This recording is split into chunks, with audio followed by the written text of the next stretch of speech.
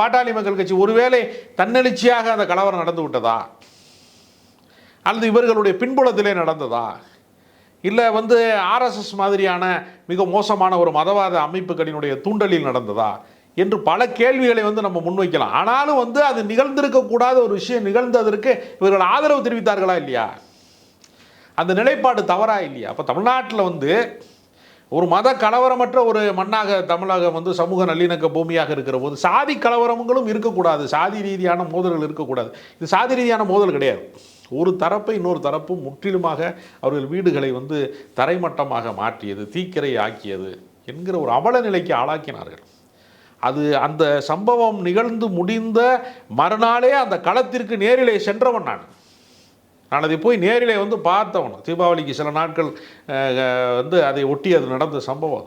அதை நேரடியாக நான் சந்தித்த தமிழக மக்கள் ஜனநாயக கட்சியினுடைய தலைவர் பழனி பாபாவினுடைய தோழராக இருந்தவர் கேஎம் ஷரீப் அவர்களும் நானும் தான் அந்த சம்பவ இடத்திற்கு சென்றோம். அதனால் அப்படிப்பட்ட சம்பவங்கள் நடந்திருக்க கூடாது.